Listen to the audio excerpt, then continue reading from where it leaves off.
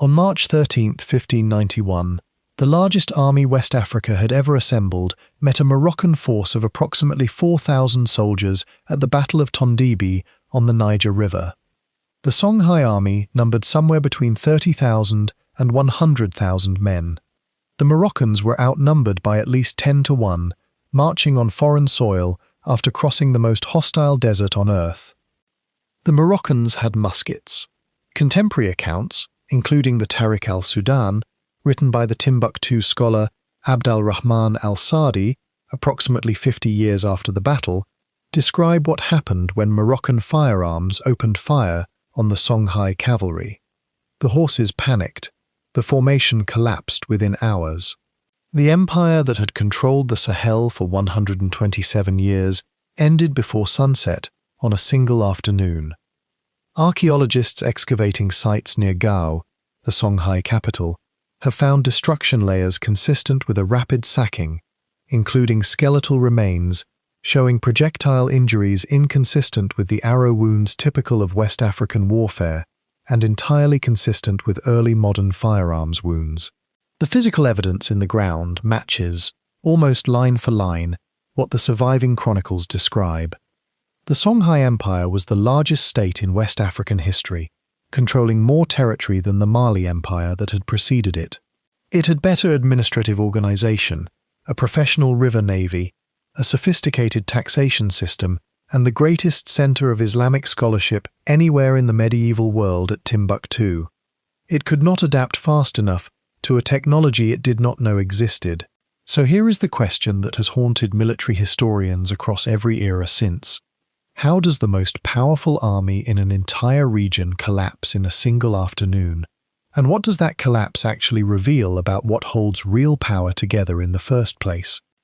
The political landscape that the Songhai Empire inherited from the declining Mali Empire was not simply a power vacuum waiting patiently to be filled by whoever arrived first. It was a specific and delicate configuration of competing interests. Commercial cities desperate for stable governance after decades of disruption, pastoral Tuareg nomads who fiercely resisted any governance that constrained their traditional freedom of movement across the desert, agricultural communities that wanted meaningful security without crushing taxation, and scholarly urban elites whose religious and intellectual authority gave them political influence entirely independent of raw military power. Managing all of these competing pressures simultaneously required the specific combination of ruthlessness, patience, and political calculation that the Songhai leadership slowly developed across the second half of the 15th century, largely through hard experience and repeated trial and error rather than any grand strategic design. The Songhai people, whose ancestral homeland centered on the city of Gao along the Great Bend of the Niger River, had actually been present within the trans-Saharan commercial network for centuries before their own empire's founding, long before anyone in the wider world had heard the name Songhai as a synonym for imperial power. The Dia dynasty that had preceded the later Songhai imperial period governed the Gao region as a nominal vassal under Mali suzerainty, and the specific administrative and commercial traditions that defined the great Niger Bend trading cities had been slowly accumulating across many generations of local governance, well before any single Songhai ruler set out to build an empire from that foundation. The imperial period did not invent these traditions from nothing. It consolidated, systematized, and dramatically expanded them. The specific moment historians identify as the true beginning of the Songhai imperial era is dated to 1464, when a ruler named Sonni Ali, the man who would ultimately transform a modest regional power into a genuine empire, began the sequence of relentless military campaigns that would bring Timbuktu, the fertile Jenne region, and the entire central stretch of the Niger Bend under unified Songhai authority within barely 2 decades. His capture of Timbuktu in 1468 was the single pivotal event in this entire expansion, not merely because of the city's obvious commercial significance as a trading hub, but because of its unmatched symbolic importance as the preeminent center of Islamic scholarship anywhere in the Western Sudan.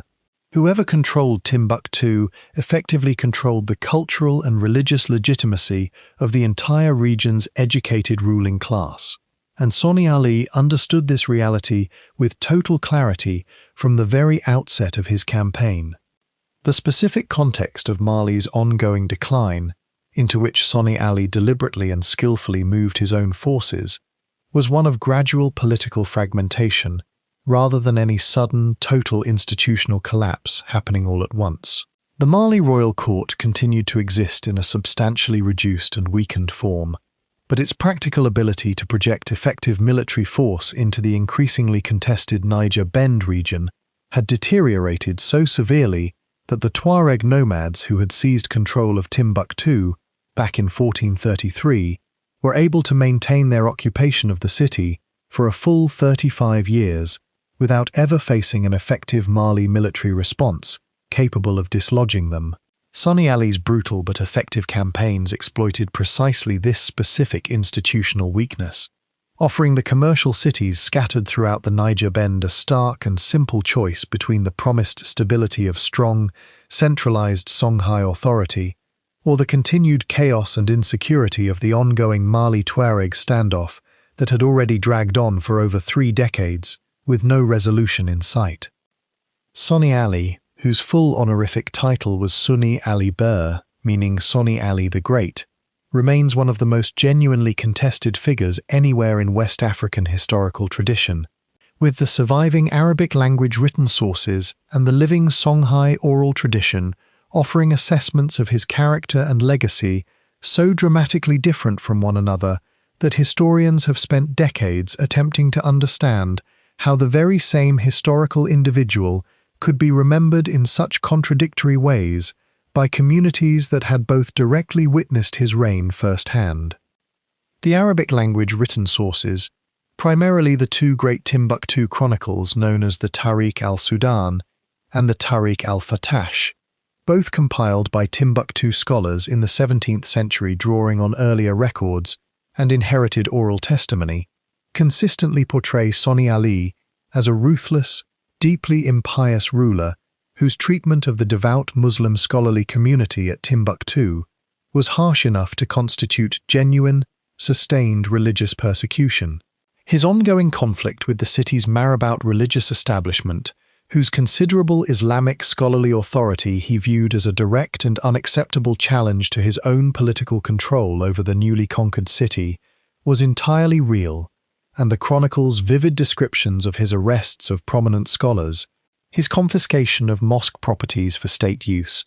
and his continued adherence to certain pre-Islamic religious practices alongside his own nominal Islam, remain remarkably consistent across multiple independent sources,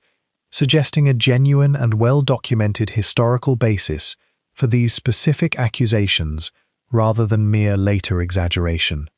The oral traditions carried forward by the Songhai people themselves, carefully preserved by the hereditary griots of Songhai communities, and painstakingly collected by professional ethnographers throughout the 20th century, portray this same historical figure in an entirely different light. As a warrior of near-supernatural ability, whose considerable power derived directly from his personal mastery of the ancient animist spiritual forces believed to inhabit the Niger River Valley, whose military victories were consistently attributed to his skillful use of protective magic and ritual,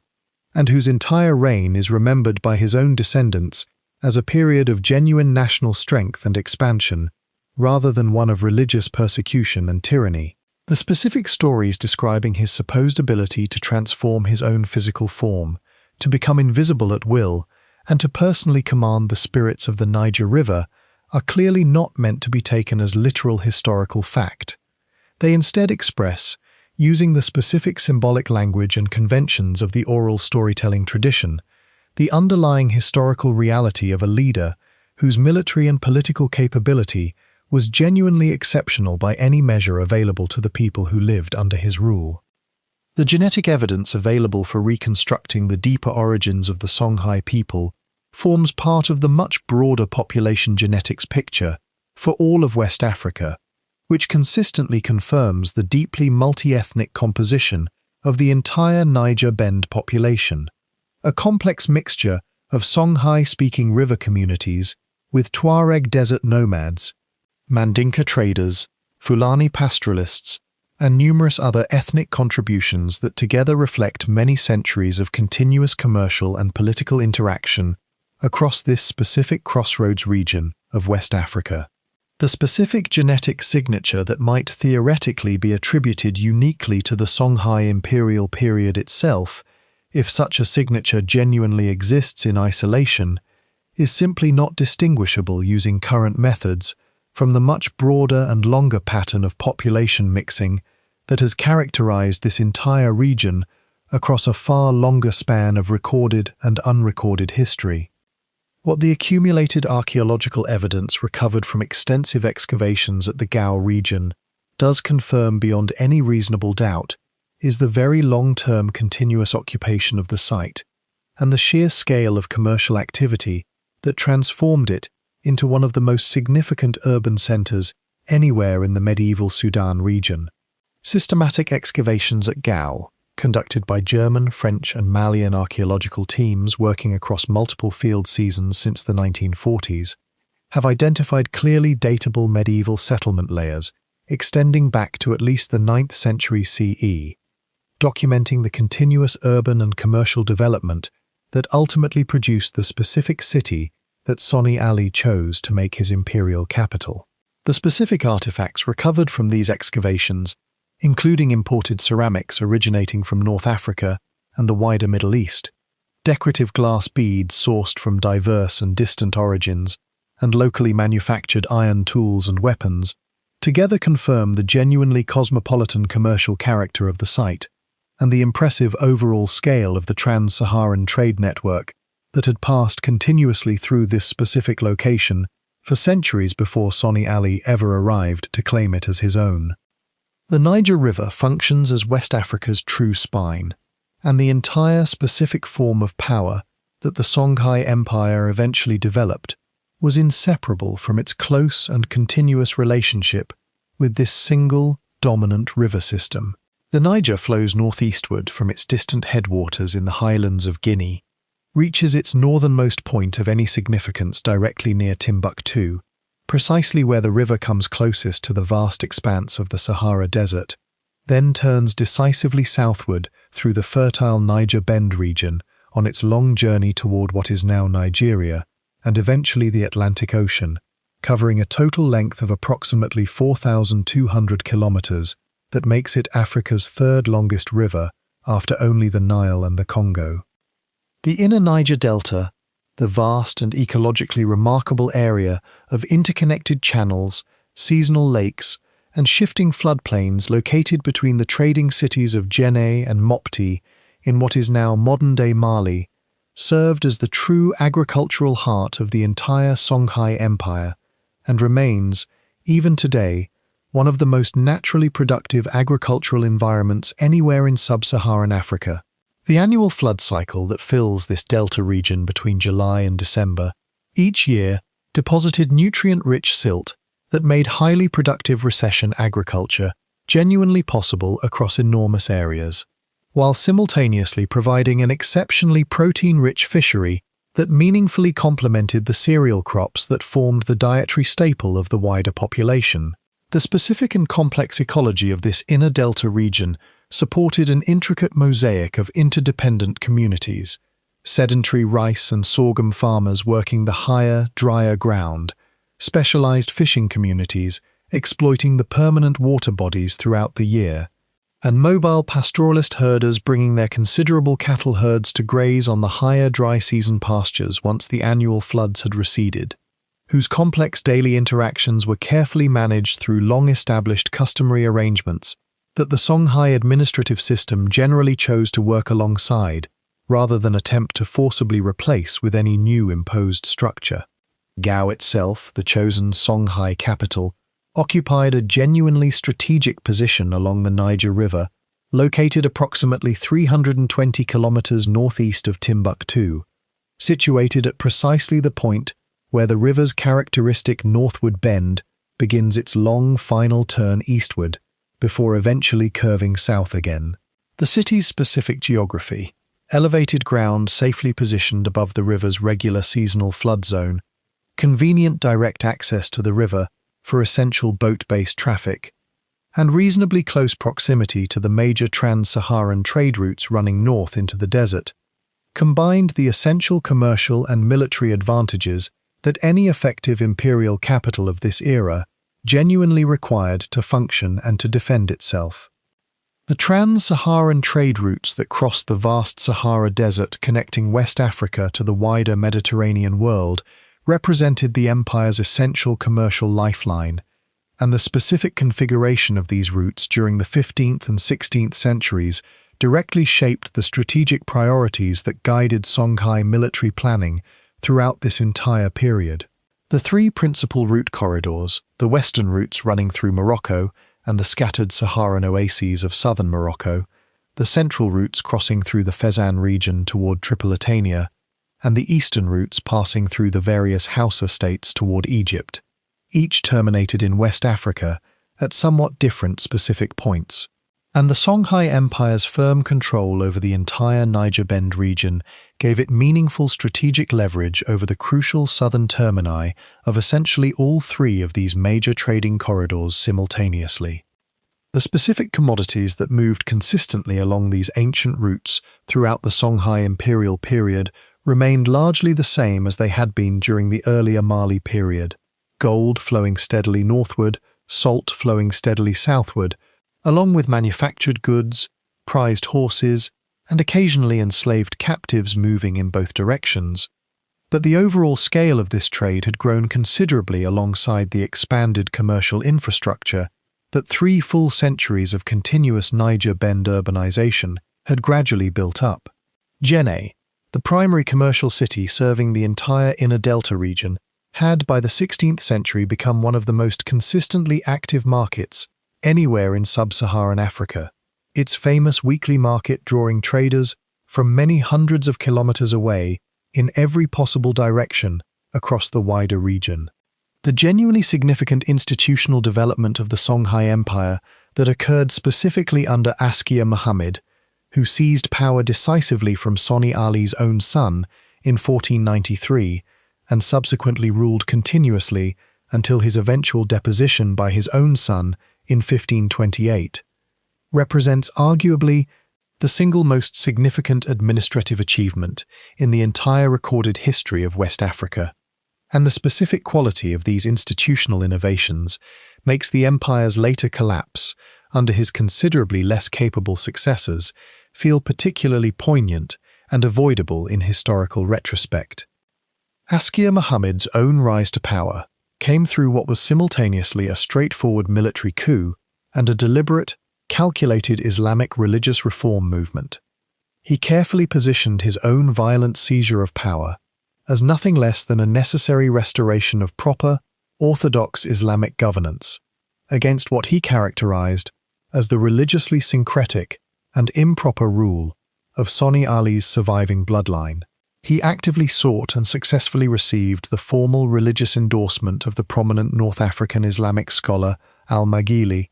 and he subsequently made the full pilgrimage to Mecca in 1497, where he skillfully cultivated valuable new diplomatic relationships with both the reigning Ottoman Sultan and the local Sharif of Mecca himself. His eventual return from this Hajj bearing the prestigious title of Caliph of the Sudan, a title formally delegated to him directly by the Sharif of Mecca, gave his entire rule a form of genuine religious legitimacy that Sonni Ali's raw military power alone had simply never managed to achieve during his own lifetime. The comprehensive administrative system that Askia subsequently built, directly on top of the essential military foundations that Sonni Ali had originally established, was carefully organized around a clear hierarchy of regional governors personally appointed by the emperor himself: the far to the west, known as the Kumina Fari, the far to the east, known as the Dendi Fari, and numerous additional regional governorships covering the various other territories that made up the wider empire. This new system deliberately replaced the considerably more decentralized arrangement that had characterized the earlier Mali period, when local rulers had generally retained much greater practical autonomy, with a far more directly managed and centrally controlled administrative structure, whose governors were formally appointed rather than simply inheriting their positions, and whose ultimate authority derived explicitly and directly from the emperor himself, rather than from any independent claim of ancestral lineage or local tradition. The comprehensive taxation system that funded this considerably more elaborate administrative structure was carefully organized around the specific and predictable commodities that flowed continuously through the trans-Saharan trade network. The substantial toll revenues collected from the major commercial cities, Timbuktu, Jenne, and Gao itself, represented by far the largest single source of total imperial revenue, collected by dedicated officials whose specific duties and collection rates were formally regulated through direct imperial decree. Agricultural taxes collected in grain provided the essential food supply needed to sustain both the standing army and the broader administrative establishment. Tribute payments extracted from numerous subordinate communities throughout the empire provided both additional revenue and a continuous formal acknowledgement of ongoing Songhai political suzerainty over those specific territories.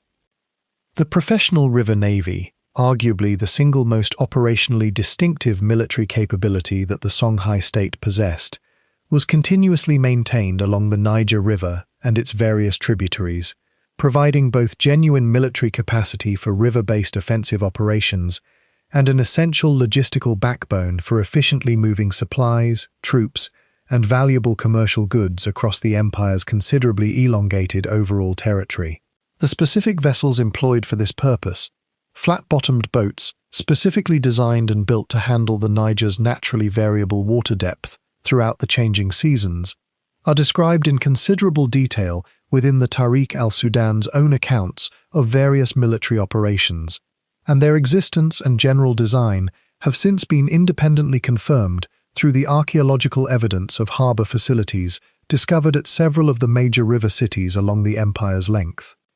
The Songhai military establishment was, at its peak under both Sonni Ali and later Askia Muhammad, unquestionably the single most capable and battle-tested military force anywhere in sub-Saharan Africa,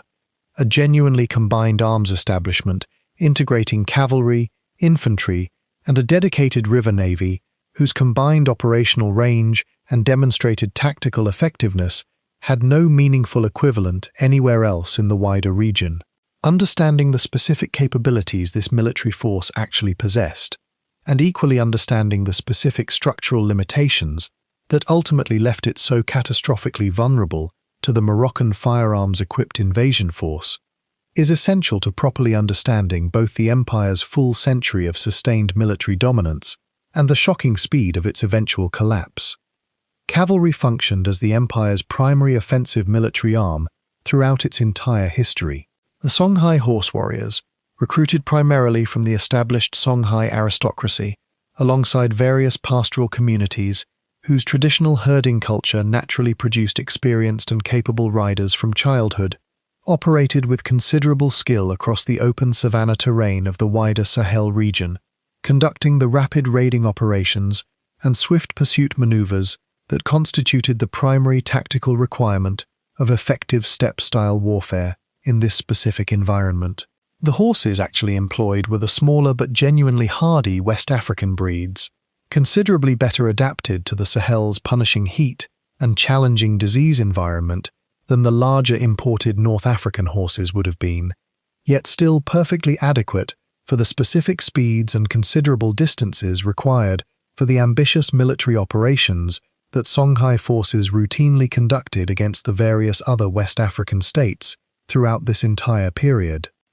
The professional river navy represented the single operationally distinctive capability that the Songhai possessed, and that their various regional neighbours simply did not, which gave every Songhai military campaign conducted along the Niger River and its tributaries a genuine and consistent logistical advantage that translated directly into measurable military effectiveness. The specific ability to efficiently move supplies and troops by river, considerably faster and dramatically cheaper than any equivalent overland movement across the Sahel's genuinely difficult terrain, meant that Songhai armies could reliably sustain military operations at far greater distances from their established supply bases than any purely cavalry-based army dependent entirely on overland logistics ever could, and that the major river cities throughout the empire could be effectively reinforced or, if necessary, safely evacuated far more quickly than the gradual approach of any purely land-based threat would ordinarily allow.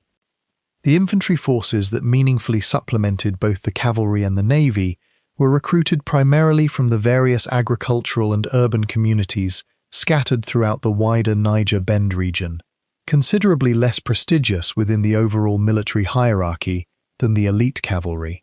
but nonetheless providing the essential mass and sustained staying power that cavalry forces alone could never adequately supply during the kind of sustained engagements that city sieges and heavily defended river crossings routinely required. The specific weapons employed, spears, bows, and various iron-bladed cutting weapons,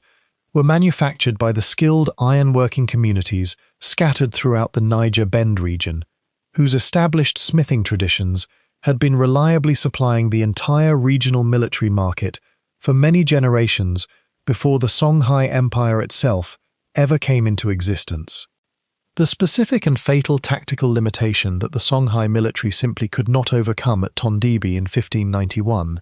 was not, in any meaningful sense, a failure of individual courage or a lack of proper military training among the soldiers themselves. It was instead the complete absence of any established tactical response whatsoever to massed firearm fire delivered at ranges that made traditional cavalry charges genuinely suicidal for the attacking force. The matchlock muskets that the invading Moroccan force carried, approximately 2,500 individual firearms according to multiple contemporary accounts, could fire with reasonable effectiveness at ranges of 50 to 100 meters, precisely the distances at which traditional Songhai cavalry formations found themselves fully exposed and simply unable to close the remaining gap fast enough to prevent the enemy from completing multiple successive reloading cycles. The established tactical doctrine of Songhai cavalry warfare, built entirely around the rapid, decisive charge across open ground designed to break weaker opponents before they could properly form any defensive line, turned out to be, in this specific and tragic instance, precisely the worst possible tactical response imaginable when facing a disciplined, firearms-equipped defensive formation. Sonni Ali and Askia Muhammad the Great together represent two genuinely different models of effective historical leadership. The ruthless military conqueror who builds an entire empire through sheer accumulated force, contrasted against the careful institutional administrator who subsequently converts that hard-won military achievement into lasting, durable governmental structure. And the sharp contrast between these two very different leadership styles illuminates much of the specific political dynamics that made the Songhai Empire simultaneously so genuinely remarkable and so ultimately fragile. Sonni Ali's considerable military genius formed the essential foundation for everything that followed his reign, and this genuine military talent deserves honest appreciation rather than simply the uniformly negative assessment offered by the Muslim chroniclers who personally disliked his continued religious practices. His sustained military campaigns conducted across nearly 2 full decades, the initial capture of Timbuktu in 1468, the extended siege and eventual reduction of Jenne in 1473, which according to the surviving chronicles required 7 years and 3 additional months of patient blockade rather than any direct assault, the decisive defeat of the various Mossi kingdoms to the south, and the eventual suppression of Tuareg resistance in the north, collectively expanded total Songhai territory from a modest regional power into a genuine empire covering perhaps 1.4 million square kilometers of West African territory.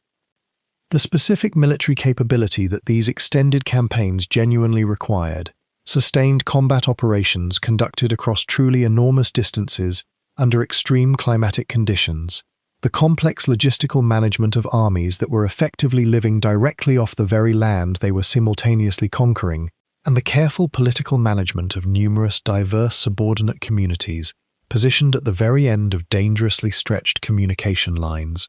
was entirely genuine and remains genuinely remarkable by any reasonable historical standard. Sonni Ali's demonstrated ability to maintain sustained military pressure on multiple fronts simultaneously, while also carefully managing the internal political dynamics of his own royal court, was precisely the specific personal capability that ultimately built the entire empire, and the Arab sources' documented religious hostility toward him does nothing to genuinely diminish this substantial operational achievement.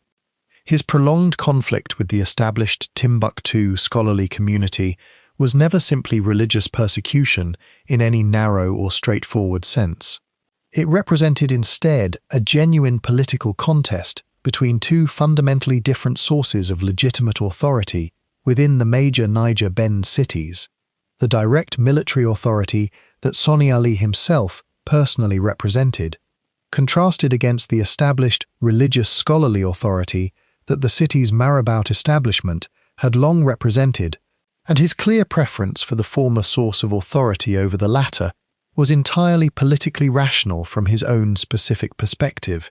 even though this preference ultimately and permanently alienated the Arabic language historians whose subsequent writings would eventually come to define his lasting historical reputation for later generations.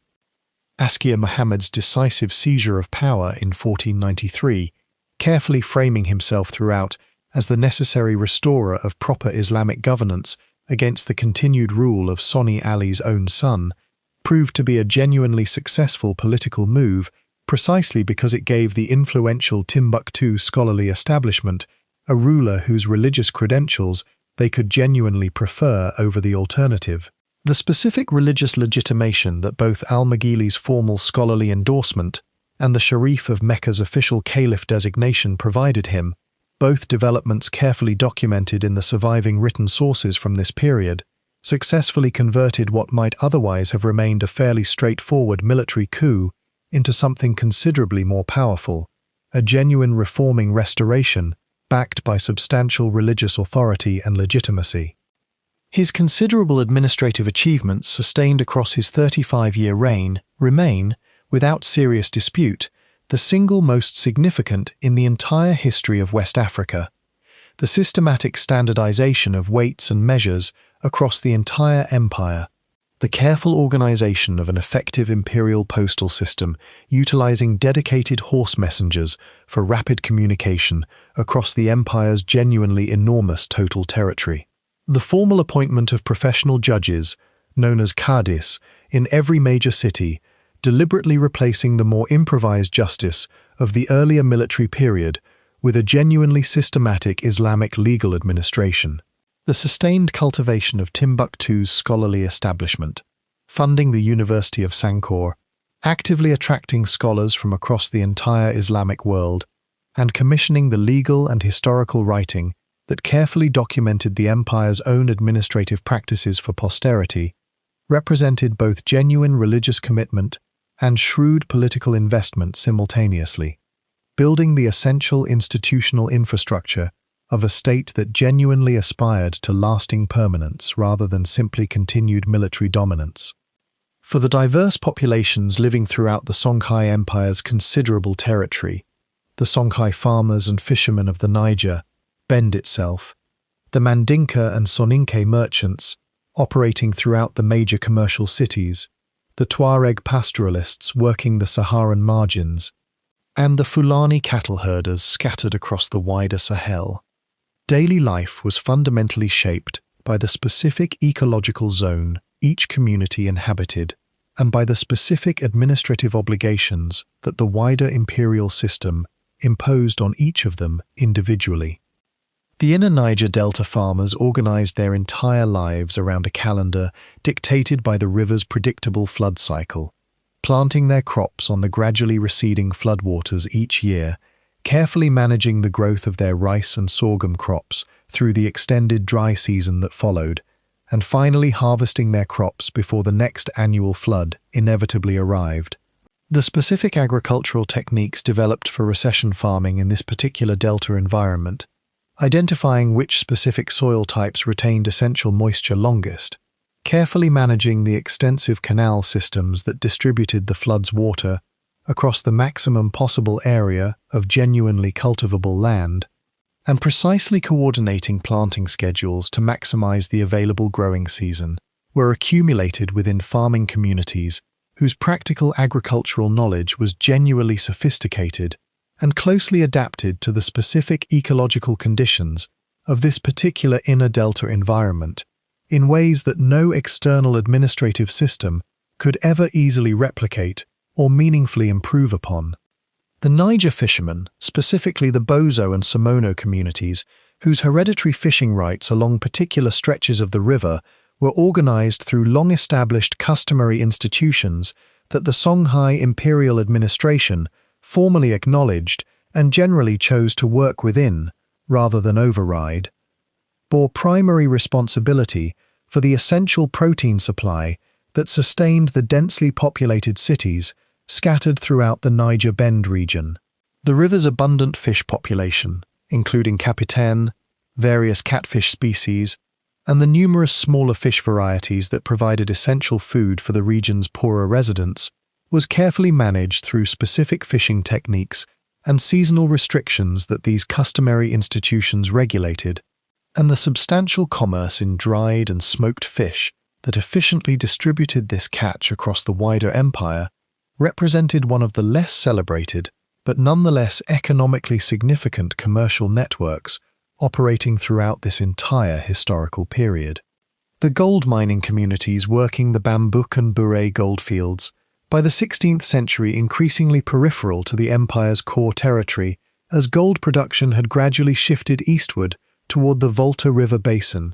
a region that remained entirely outside direct Songhai political control,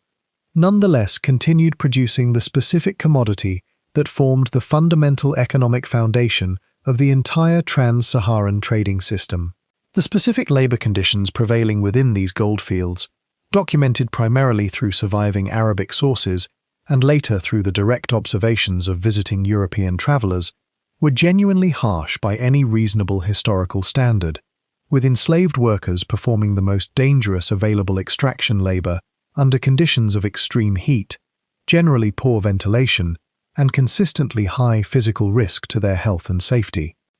The urban commercial communities established at Timbuktu, Djenné, and Gao itself constituted the empire's genuine commercial and intellectual elite, the merchants whose extensive trade networks stretched entirely across the Sahara and whose accumulated wealth ultimately funded the scholarly patronage that made Timbuktu's university one of the most genuinely significant educational institutions anywhere in the medieval world. Ibn Battuta's earlier description of Timbuktu's considerable prosperity, written in 1352 before the Songhai period, but squarely within the same commercial tradition that Songhai rule would subsequently inherit, effectively conveys the sheer scale of merchant wealth that the trans-Saharan trade genuinely generated. Prosperous merchants living in comfortable, well-appointed houses, extensive hospitality, routinely extended to visiting scholars and traveling merchants, and an overall commercial culture whose genuine sophistication compared quite favorably with anything Ibn Battuta had personally witnessed elsewhere throughout the wider Islamic world during his own extensive travels. Timbuktu and Gao, the two cities that together served as the essential intellectual and political capitals of the wider Songhai Empire, were both genuinely impressive by the specific standards of 16th century urban culture, and the particular form that each city's impressiveness actually took reveals something genuinely important about what the Songhai Empire actually was, and, equally importantly, what it was decidedly not. Timbuktu's physical urban fabric throughout the Songhai period was dominated by its three great mosques, Jingueriba, Sankore, and Sidi Yahya, each of which functioned simultaneously as an active place of daily worship, a genuine center of ongoing scholarly learning,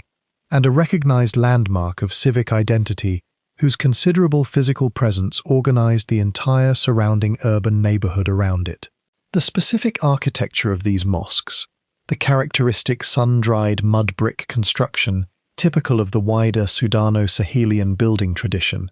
featuring the distinctive pointed minarets alongside the Turon, the protruding wooden structural beams, whose annual replastering constituted both a practical maintenance necessity and an important recurring community ritual, created a visually striking urban environment that visitors consistently found genuinely memorable,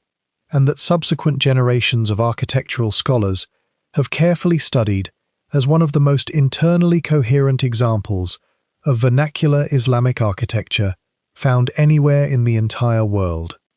Leo Africanus, the Spanish-born Moroccan scholar whose detailed account of West Africa, written around 1526 following his own personal visits to the region, remains the single most detailed European description available of the Songhai period, describes Timbuktu in terms that genuinely convey both the city's authentic prosperity and its distinctive intellectual character. He specifically notes the sheer abundance of resident scholars and available books, emphasizing, much as he had separately noted regarding the earlier Mali period, that the specialized book trade was demonstrably more profitable than any other form of commerce conducted in the city. He describes the great mosque's central courtyard, where assembled scholars regularly gathered to engage in structured intellectual debate,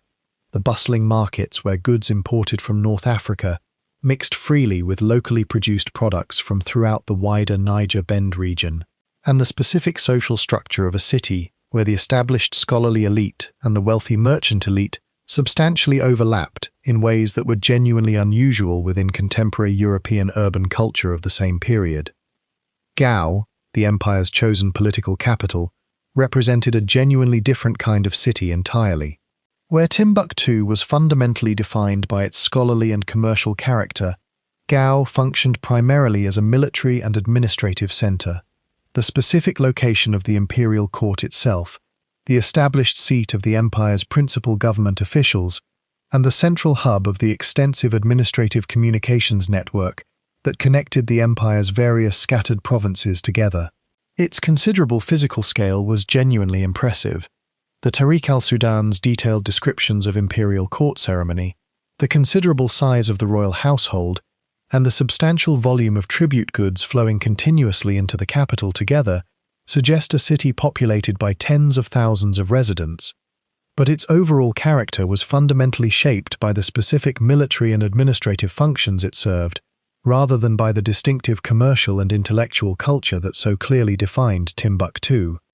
The eventual destruction of Gao by the invading Moroccan forces, following their decisive victory at the Battle of Tondibi in 1591, thoroughly documented in both the Tariq al-Sudan and the surviving Moroccan chronicles from the period, was sufficiently comprehensive that the city's subsequent recovery as any kind of genuinely significant urban center remained, at best, only partial. The archaeological evidence recovered from the Gao site itself, the specific destruction layers that clearly mark the Moroccan conquest's violent passage through the city's physical fabric, the notable absence of any significant new construction activity within the post-conquest archaeological layers,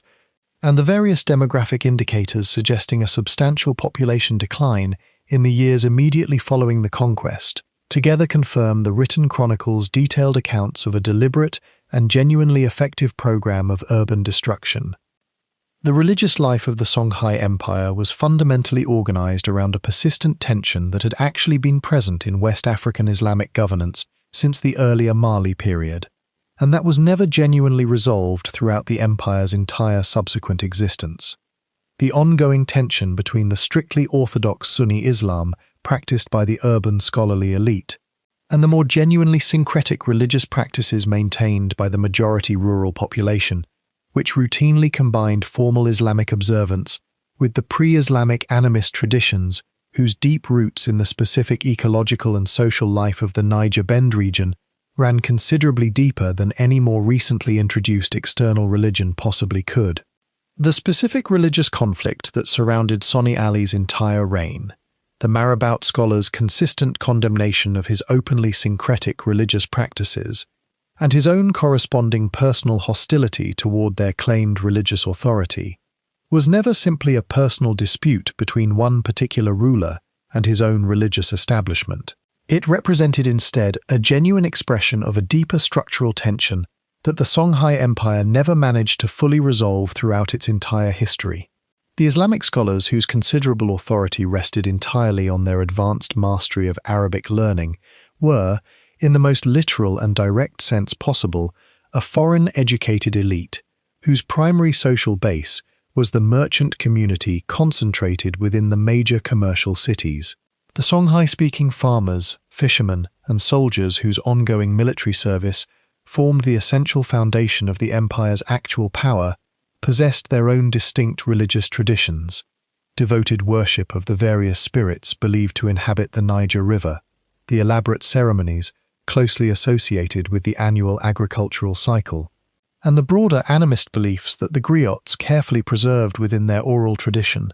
that were never simply ignorant practices patiently waiting to be replaced by properly orthodox Islamic observance.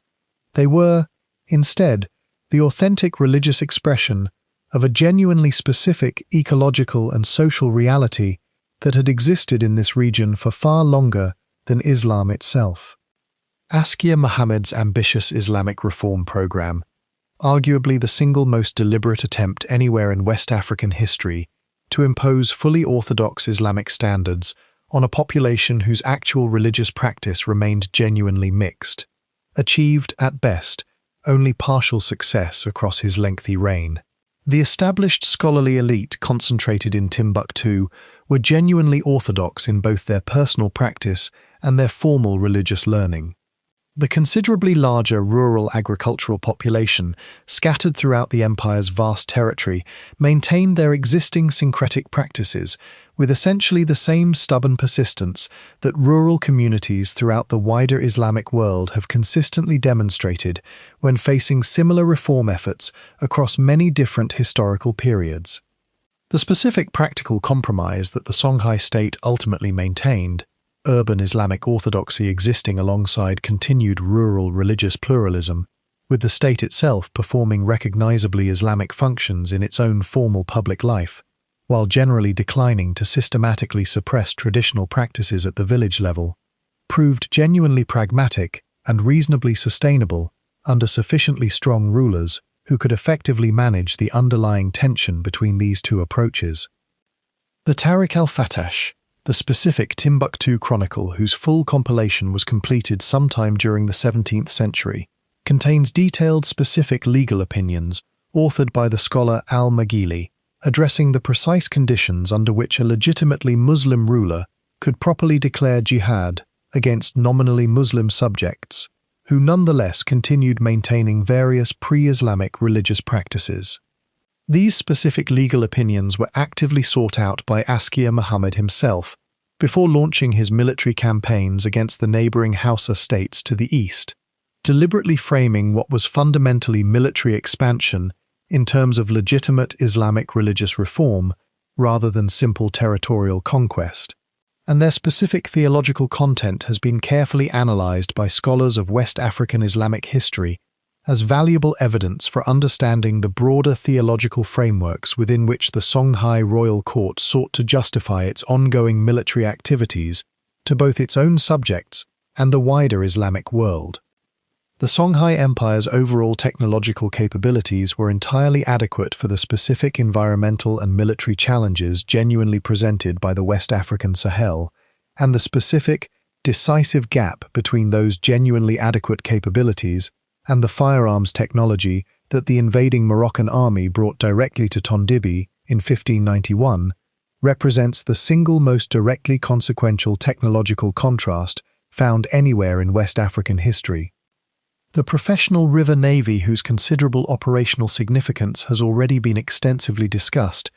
represented the Songhai Empire's single most technologically distinctive overall achievement. The specific engineering employed in constructing the boats regularly used on the Niger, carefully optimized for the river's characteristically shallow reaches and its considerable seasonal variations in overall water depth,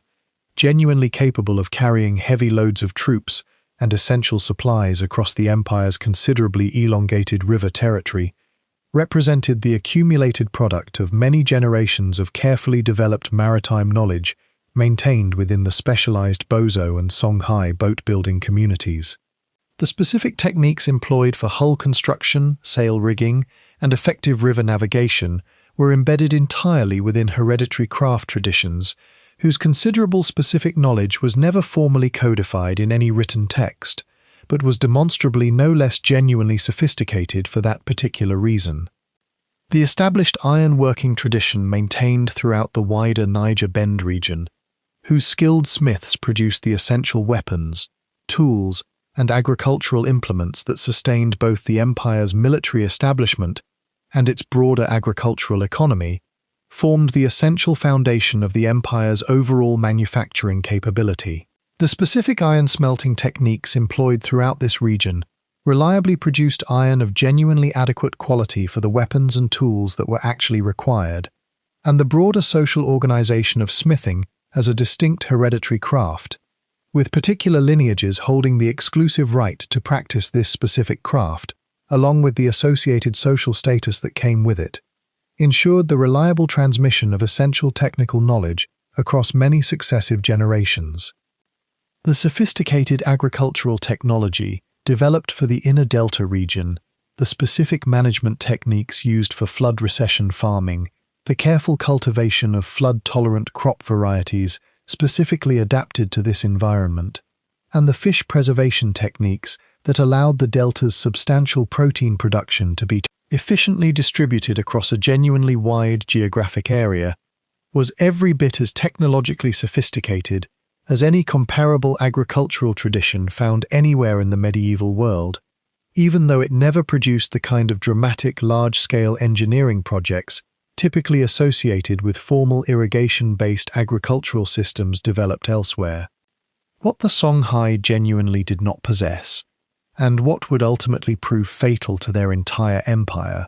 was any meaningful knowledge whatsoever of gunpowder technology. Firearms had already been present throughout the wider Mediterranean world since the 14th century. The Ottoman Empire had already deployed artillery and firearms with devastating effectiveness against Byzantine Constantinople as early as 1453. The Portuguese had already begun introducing firearms to various West African coastal states through their ongoing maritime trade, beginning in the 1440s. The Moroccan Saadian dynasty had itself acquired substantial firearms technology through both direct Ottoman and European contact, and had subsequently developed a genuinely professional corps of firearms-equipped soldiers, including numerous religious refugees and Andalusian exiles, whose military service in the Moroccan army specifically included significant numbers of Europeans already trained extensively in firearms use. None of this crucial military technology ever reached the Niger Bend region before 1591. The Songhai Empire's primary commercial connections ran overwhelmingly north-south along the established trans-Saharan trade routes, and the specific firearms technology that was simultaneously transforming military power throughout the wider Mediterranean and European worlds was simply never a commodity that these particular trade routes were actively carrying southward into West Africa. The Songhai royal court was certainly not entirely ignorant of the wider world. It maintained ongoing scholarly contact with North Africa and possessed genuine diplomatic awareness of the growing Moroccan kingdom to its north. But the specific military implications of firearms technology, its fundamental ability to alter the established balance between cavalry and infantry, and its severe psychological impact on horses and soldiers who had never previously experienced massed firearm fire directed against them, were simply never adequately communicated through the existing diplomatic and commercial channels that connected the Songhai state to the wider Islamic world. The Moroccan Saadian dynasty's specific decision to invade the Songhai Empire during 1590 and 1591 was motivated by a very specific commercial objective: securing full control over the valuable Saharan salt mines at Taghaza, which the Songhai and Moroccan royal courts had been actively contesting for many decades, combined with the specific military opportunity presented by the ongoing Songhai succession crisis, and the Moroccan court's clear awareness that its own firearms-equipped army possessed a genuinely decisive military advantage over the Songhai's more traditional forces. The underlying conflict over Taghaza had been steadily building since the reign of Askia Daud in the mid-16th century. The Tagaza salt mines, whose output was genuinely essential to the entire trans-Saharan trade's underlying economics, were located deep in the Sahara, north of the Niger Bend,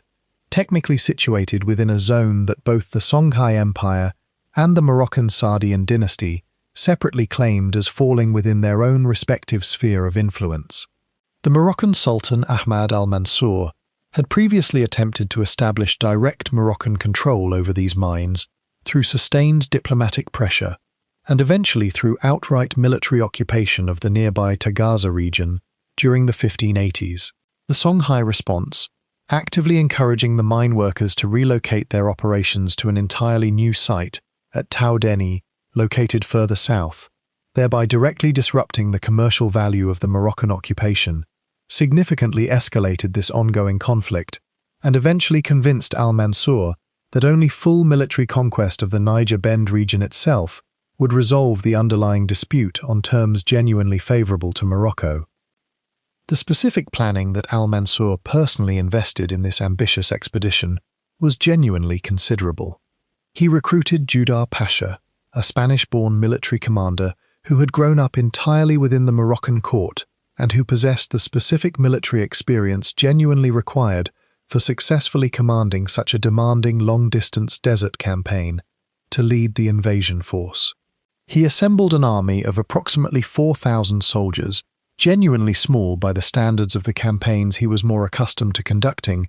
but specifically optimized for the particular operational challenge of successfully crossing the Sahara while carrying adequate supplies, equipped with approximately 2,500 matchlock muskets, 6 functioning cannon, and sufficient quantities of gunpowder to sustain the entire campaign. The actual crossing of the Sahara required approximately 5 months, from October 1590 through March 1591, and represented in itself a genuine logistical achievement of considerable difficulty. The specific route from Morocco to the Niger Bend crosses approximately 1,500 kilometers of some of the most genuinely hostile terrain found anywhere on Earth. Contemporary accounts record significant casualties suffered from thirst, extreme heat, and the sheer physical demands of the crossing itself.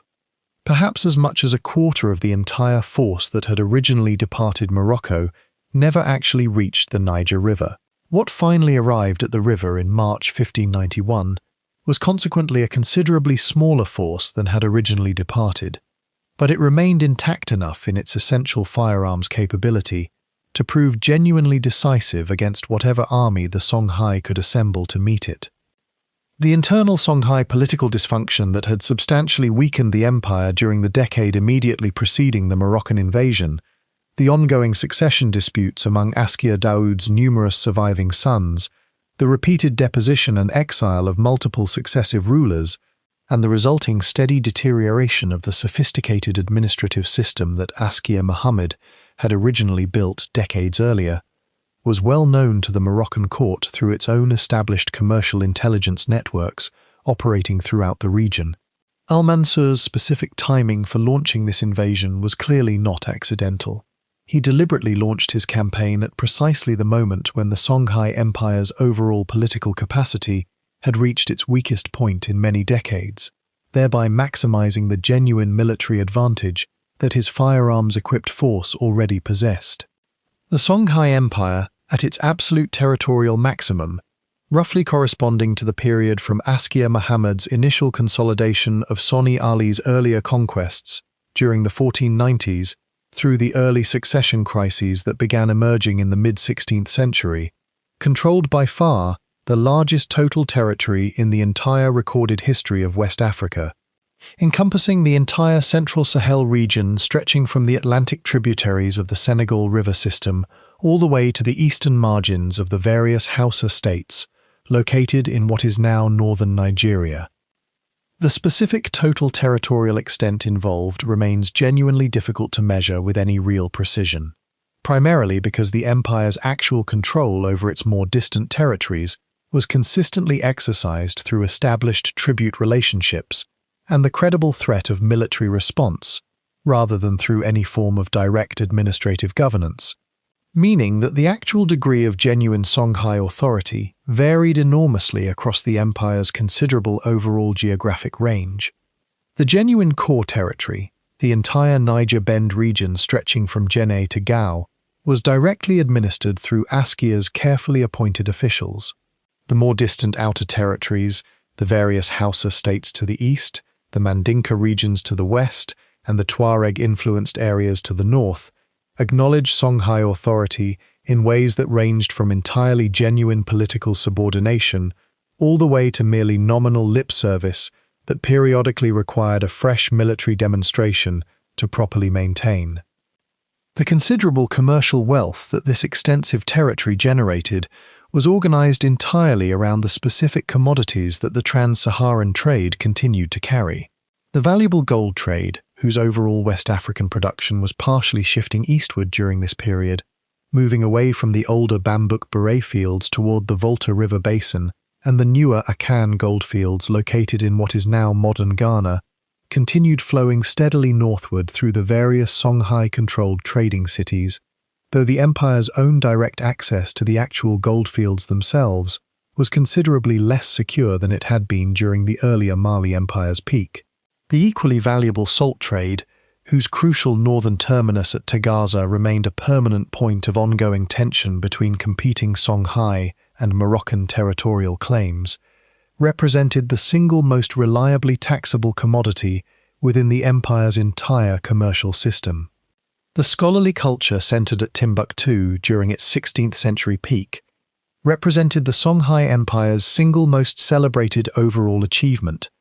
and it remains genuinely impressive by any reasonable standard that historians typically apply when assessing medieval educational institutions anywhere in the world. The University of Sankor's resident scholars, whose total numbers at the institution's peak are conservatively estimated at approximately 25,000 individual students, supported by several hundred dedicated faculty members, produced substantial original scholarship across theology, Islamic law, mathematics, astronomy, history, and medicine that subsequently circulated widely throughout the entire Islamic world. The extensive manuscript collections that this scholarly community actively created and carefully assembled, including the private libraries maintained by individual scholars, the institutional collections held by the various mosques, and the substantial commercial stock maintained by professional booksellers that Leo Africanus personally found more genuinely valuable than any other single commodity available in Timbuktu's markets, together constituted the largest concentration of written knowledge found anywhere in sub-Saharan Africa, and represented one of the single most significant concentrations of Islamic scholarship found anywhere in the entire medieval world. The extended succession crisis that began with Askia Muhammad's forced abdication in 1528 and subsequently continued with steadily diminishing intervals between each successive ruler's deposition or death across the following 6 decades represented the specific institutional failure that ultimately left the Songhai Empire genuinely unable to respond coherently to the eventual Moroccan military challenge. Askia Muhammad was deposed by his own son Musa in 1528, at a point when the aging emperor was approximately 80 years old and had already lost his eyesight entirely. The specific circumstances surrounding this deposition, his son's evident impatience with an elderly ruler who showed absolutely no indication of voluntarily relinquishing his throne, combined with the ongoing court factional dynamics that had steadily developed around each potential rival successor, produced a deposition that proved politically successful in the immediate short term, but institutionally catastrophic across the longer term. Every subsequent ruler faced precisely the same fundamental challenge that Musa himself had faced: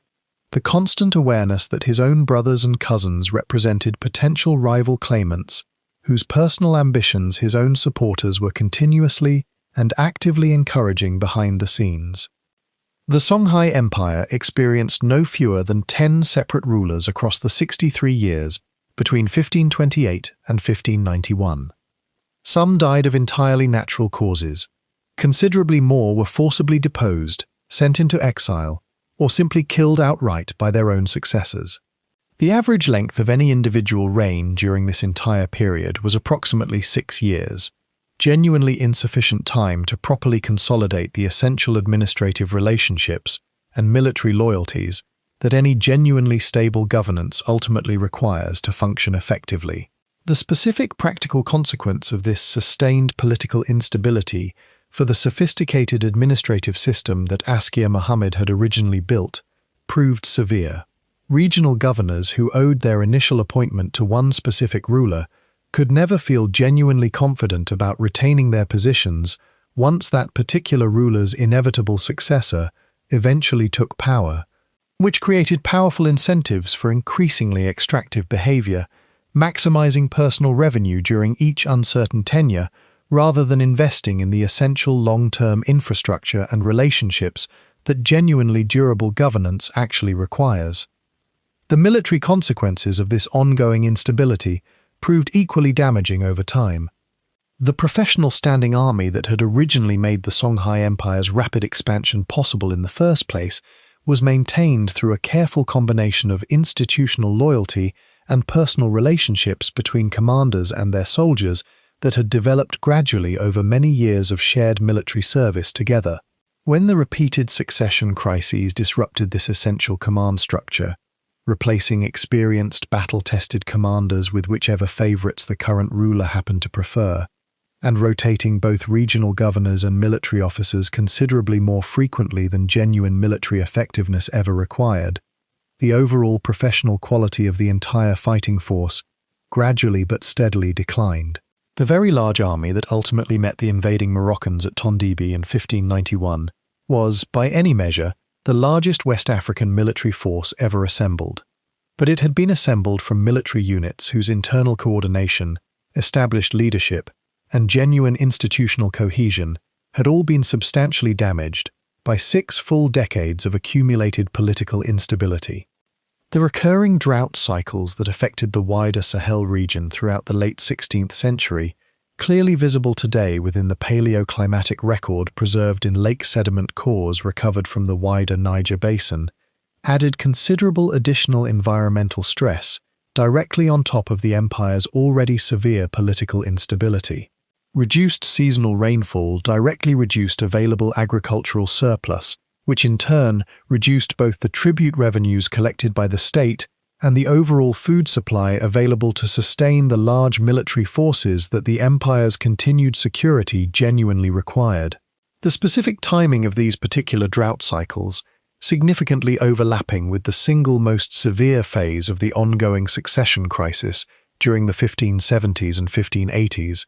concentrated multiple distinct sources of accumulated stress simultaneously within the single decade immediately preceding the eventual Moroccan invasion. The decisive Battle of Tondibi on March 13, 1591,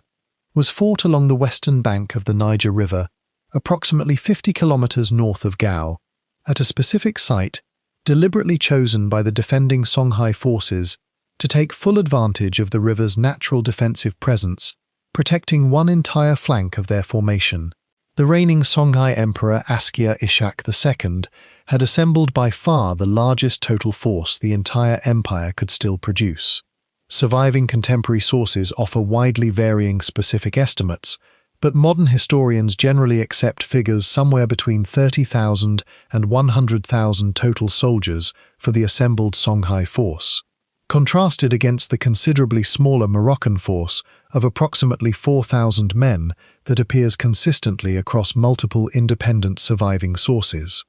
The battle itself began with the Songhai attempting their traditional cattle stampede tactic, a long-standing tactical approach in which large herds of cattle were deliberately driven directly toward the enemy, specifically to disrupt their established formations before the main cavalry charge could be launched. The Moroccan response was simply to open fire directly into the approaching herd.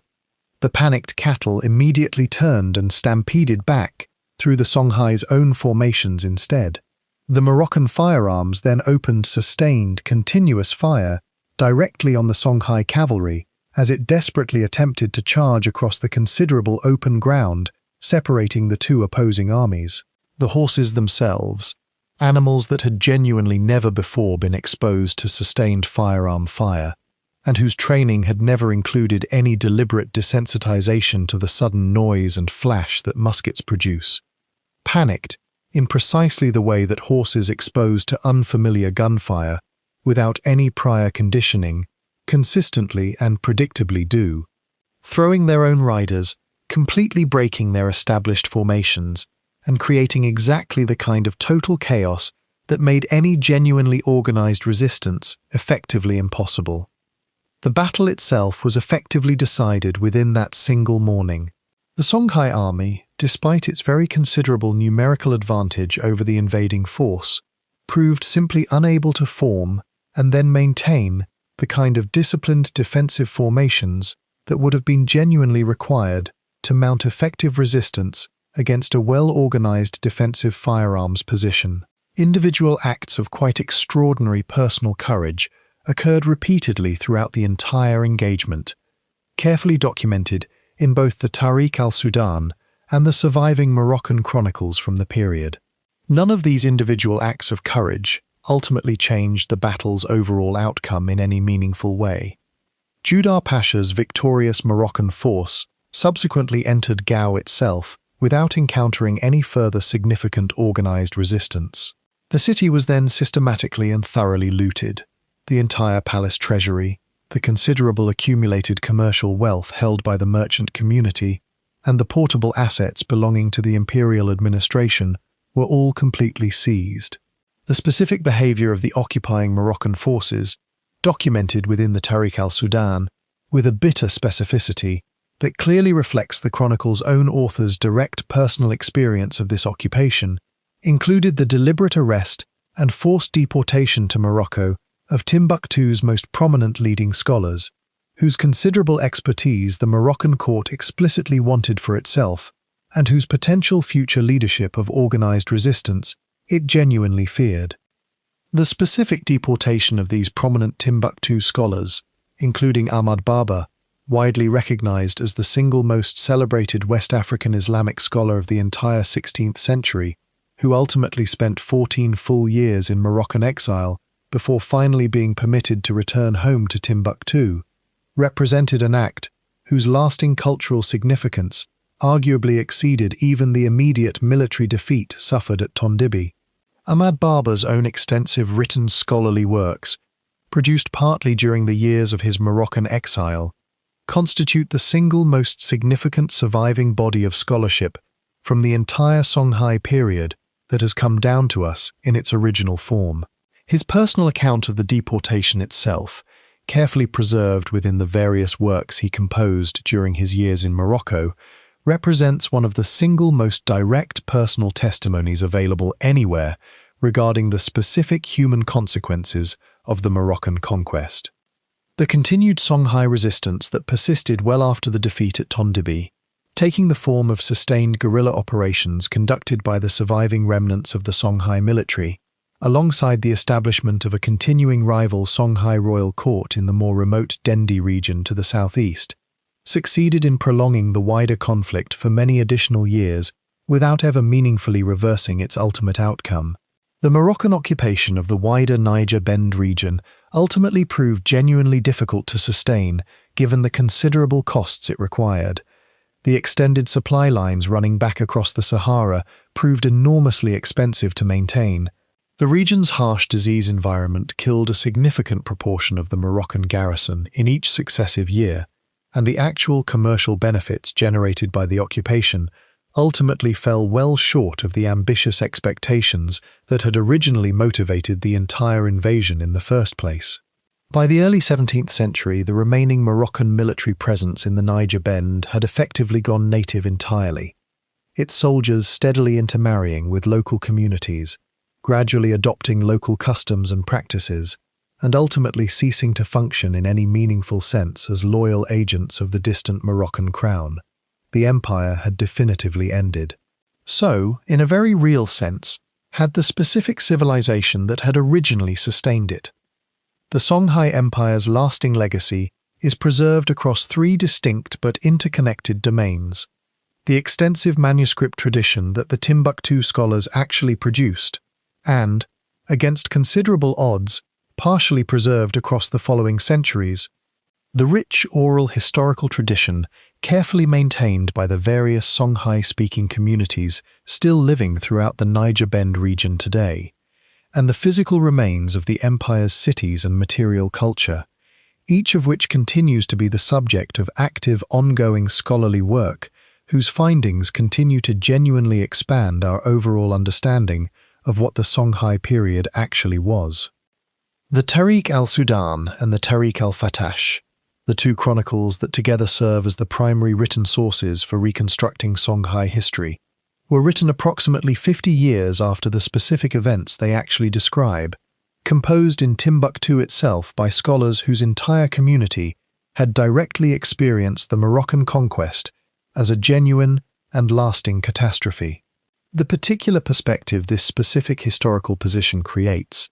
detailed, emotionally immediate, and clearly shaped by the direct experience of scholars who had personally witnessed their own city conquered and watched their professional colleagues forcibly deported, makes these particular texts genuinely invaluable as primary historical sources, while simultaneously requiring careful and continuous scholarly attention to the specific biases and notable omissions that their author's own particular situation naturally created within the historical record they left behind. Modern scholarship focused on these two chronicles, particularly the extensive work of historians including Nehemiah Leftzion, John Hunwick, and the broader scholarly tradition they subsequently established, has produced carefully critical editions, reliable translations, and detailed analytical studies that together allow contemporary historians to use these primary sources with considerably greater precision than earlier generations of scholars were ever able to achieve.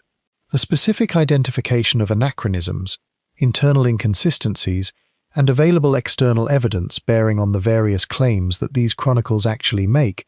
has produced a considerably more nuanced overall understanding of their genuine historical reliability, an understanding that continues actively developing as new evidence drawn from archaeological and other independent sources gradually becomes available to researchers.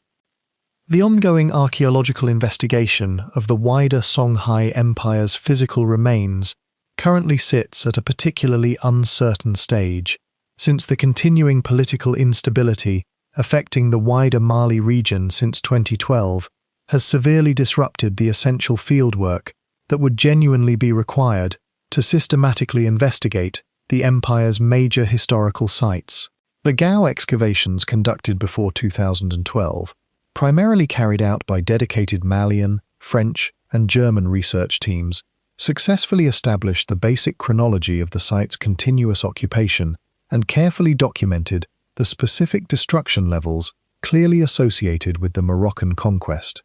The eventual resumption and further extension of this crucial research work, whenever prevailing political conditions eventually permit it, will remain absolutely essential for developing the kind of solid material evidence for Songhai history that the surviving written sources alone can simply never fully provide on their own. The Timbuktu manuscripts, whose ongoing documentation and preservation efforts have already been extensively discussed, remain, of course, every bit as relevant to properly understanding the Songhai period specifically as they are to understanding the earlier Mali period, since the very scholars who originally produced these manuscripts personally lived through the entire historical transition from Mali to Songhai governance and continued their scholarly work productively under subsequent Songhai patronage throughout this transition. The specific scholarly works actually produced during the Songhai period, including Ahmad Baba's comprehensive biographical dictionary of Maliki legal scholars, which remains the single most comprehensive available reference work on West African Islamic scholarship from any historical period whatsoever, represent the most direct available intellectual legacy of the empire's rich scholarly culture, and continue to be actively analyzed by contemporary historians specializing in the study of Islamic learning throughout the African continent. The rich oral tradition maintained by the various Songhai-speaking communities, carefully collected by professional ethnographers beginning during the colonial period and continuing steadily through the work of independent researchers across the subsequent post-independence decades, preserves genuine historical memory of the empire in forms that meaningfully complement the available written sources, while simultaneously reflecting each specific community's own particular experience of the wider Songhai period. The specific preserved memories of Sonni Ali's considerable warrior prowess, of Askia Muhammad's genuine scholarly patronage, and of the Moroccan conquest's lasting collective trauma, are all preserved in forms that encode genuine historical reality within the specific symbolic language of the wider oral tradition,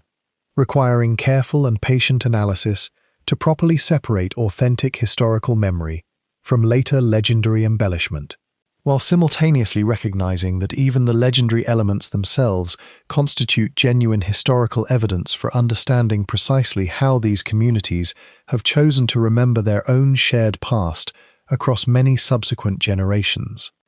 The question that the Songhai Empire's sudden collapse at Tondibi most directly and urgently poses concerns the fundamental relationship between military technology and genuine political power. Specifically, the sheer speed with which a truly decisive military technological advantage can translate directly into complete political dominance whenever no meaningful institutional buffer exists between the immediate military outcome and its ultimate political consequences.